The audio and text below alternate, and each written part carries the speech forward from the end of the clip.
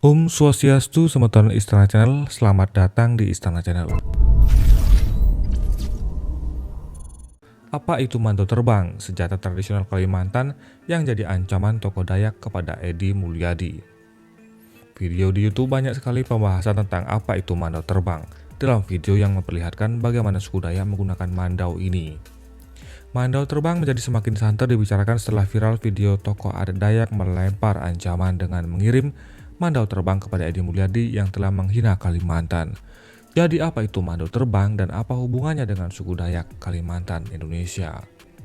Dilansir dari Kristas Deka, mandau adalah senjata tradisional Kalimantan, Indonesia, khususnya Dayak. Pada masa lalu, mayoritas penduduk asli yang tinggal di Pulau Kalimantan Dayak adalah penganut animisme. Hal yang paling mencolok adalah tradisi kuno mereka tentang praktek berburuan, di mana orang Dayak memiliki suatu teknik perburuan akan menargetkan kepala. Untuk tujuan perburuan ini, orang Dayak menggunakan mandau. Mungkin ada yang bertanya-tanya apa itu mandau terbang, lalu bagaimana yang terbayang di benak Anda dalam hal-hal mistis? Sebenarnya, mandau terbang ini memiliki alasan logis.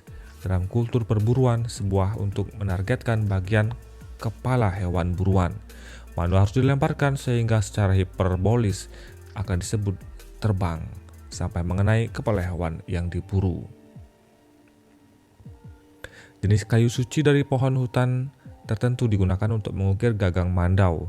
Ada beberapa karakteristik yang berbeda dari mandau dari berbagai kelompok orang Dayak seperti suku Dayak Manyan, Dayak Mbalan, Dayak Bahau, dan Dayak Ngaju. Panjang rata-rata bilah mandau adalah sekitar 50-70 cm dan memiliki tepi yang tajam. Biasanya lebar mandau adalah sekitar 4,5 cm di bagian terluas pisau dan 3,5 cm di bagian terkecil.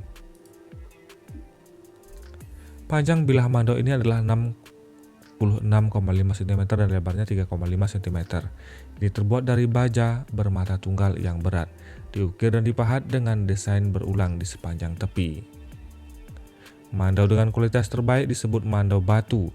Dalam konteks ini, kata batu mengacu pada meteoroid batu yang digunakan untuk menempa jenis mandau ini. Masyarakat adat Kalimantan percaya bahwa batu meteorit itu diyakini berasal dari nenek moyang orang Dayak yang tinggal di surga. Mereka menganggap batu itu sebagai hadiah ilahi bagi keturunan mereka di bumi. Meskipun mandau batu memiliki bobot yang relatif ringan, mandau jenis ini merupakan pisau yang sangat padat dan tajam karena soliditas dan ketajamannya yang luar biasa hingga memungkinkan untuk memotong paku besi menjadi dua bagian dalam satu tebasan tanpa meninggalkan bekas pada pisau. Jelas mandau batu adalah barang pusaka yang sangat sakral yang diturunkan dari satu generasi ke generasi berikutnya dan dengan demikian tidak dapat dijual atau dibeli. Bagi orang Dayak, mandau yang paling suci dan kuat adalah yang dibuat oleh Panglima Sampung dan Panglima Bungai.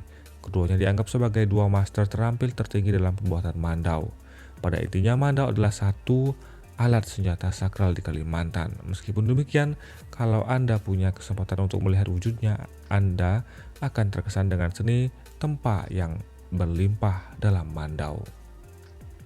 Selain itu, sarung yang digunakan sebagai pembungkus mandau dibuat dengan desain yang atraktif, bernilai seni tinggi berdasarkan rasa dan karsa penciptanya.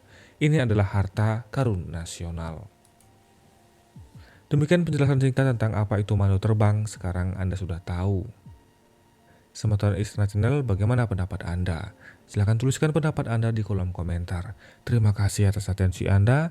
Sampai jumpa di video selanjutnya. Om Santi Santi Santi Om.